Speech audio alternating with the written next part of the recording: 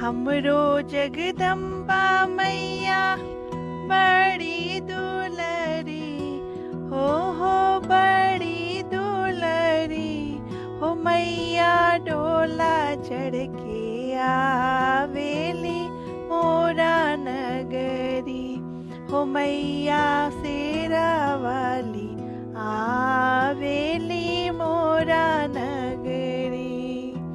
हमरो शीतल मैया बड़ी दुलरी हो मैया बड़ी दुलरी हो मैया जोता वाली आवेली मोरा नगरी।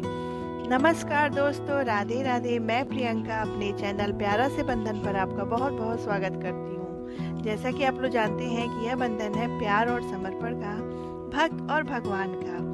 तो जैसा कि आप लोग जानते ही हैं कि नवरात्रों का समय चल रहा है। माता रानी की पूजा आराधना हर घर में हो रही है। अपनी सामर्थ्य और शक्ति के अनुसार सारे भक्तजन अपने घर में चौकी स्थापित किए हैं, कलश जवारे बोए हैं और माता की पूजा कर रहे हैं, आराधना कर रहे हैं। चारों तरफ माता का दरबार सजा हुआ है। ऐसे में सभी भक्त पूजा पाठ कर रहे हैं। इसी से संबंधित ये मेरा वीडियो है।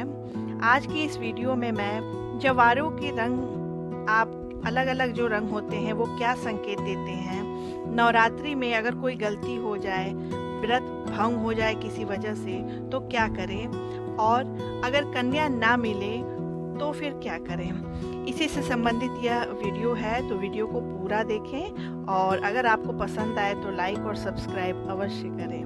चलिए वीडियो को प्रारंभ करते हैं। तो जवारों के बारे में चलिए बातें करते हैं।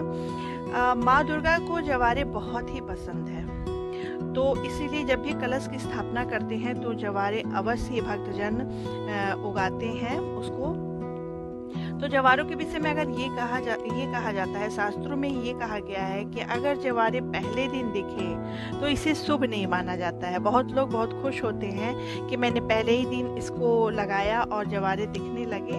ऐसा नहीं है, इसको शुभ नहीं माना जाता है। अगर दूसरे दिन जवारे दिखने लगे तो इसे भी शुभ नहीं माना जाता है। शास्त्रों में कहा गया है कि तृतीय दृश्यते धान्यम सर्व सिद्धि विधायकम, अर्थात तीसरे दिन जवारों को देखना बहुत ही श्रेष्ठ माना गया है और ये बहुत ही शुभ होता है। जवारों में भी अलग अलग रंग होते हैं। कोई सफ़ेद होता है, कभी पीला होता है, कोई हरा होता है, कोई काला, भूरा और सफ़ेद रंग का भी होता है। तो इसके भी अलग अलग संकेत हैं।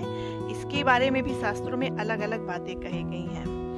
अगर आपके जवारे पीले रंग के हैं तो वह लक्ष्मी को देने वाली होती है, वो शुभ मानी जाती है। अगर जवारे हरे रंग के हैं तो वह कृति को देने वाली है और वो बहुत ही श्रेष्ठ मानी जाती है। परंतु अगर जवारे काले, भूरे और सफ़ेद रंग की है तो वो धन, वैभव और आयु को नुकसान देने वाली होती है। और अगर बिल्कुल ना हो तो कोई भी भ्रम ना पाले। कभी कभी मिट्टी या जौ खराब होता है। जौ बाजार से लाते हैं तो कभी कभी उसमें कीड़े लगे होते हैं, इसलिए वो उगते नहीं हैं, खिलते नहीं हैं। तो परेशान ना हो।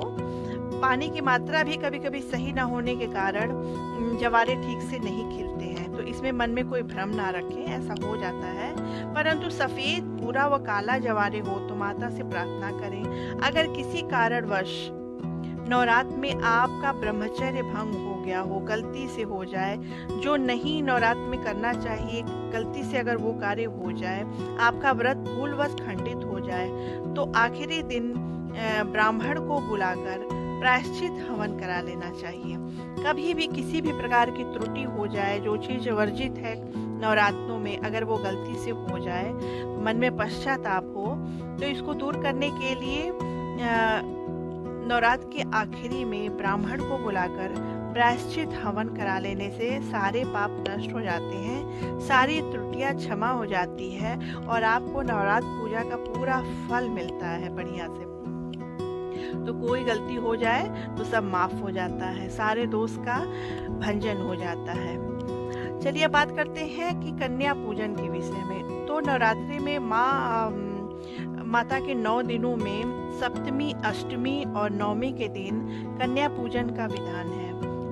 बहुत सारे लोग अष्टमी के दिन को ही कन्या का पूजन करते हैं, कुछ लोग नवमी के दिन कन्या का पूजन करते हैं, परंतु करते अवश्य है। अगर आपने कलश की स्थापना की है, 9 दिन का व्रत है, और अगर नहीं भी है तो भी सारी पूजा एक तरफ है और कन्या पूजन एक तरफ होते हैं। इसके बिना नवरात्रों की पूजा को अधूरी मानी जाती है। तो कन्या पूजन तो अवश्य आपको करना चाहिए।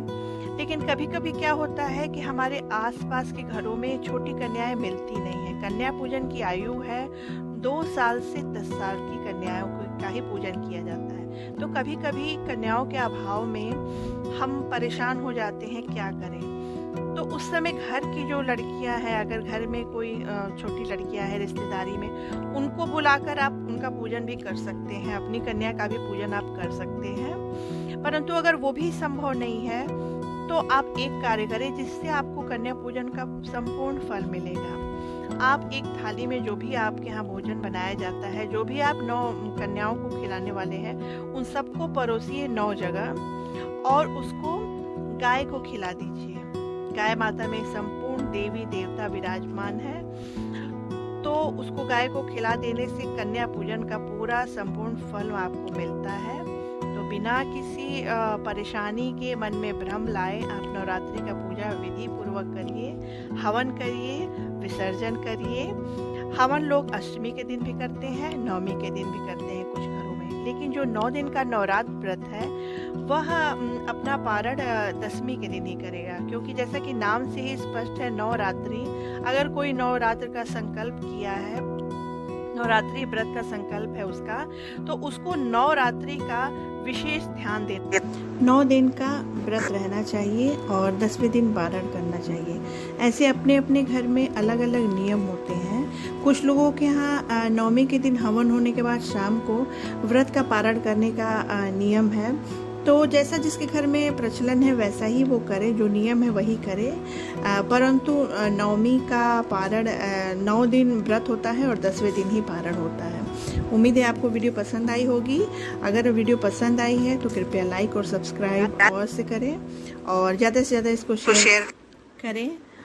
राधे राधे, जय माता दी।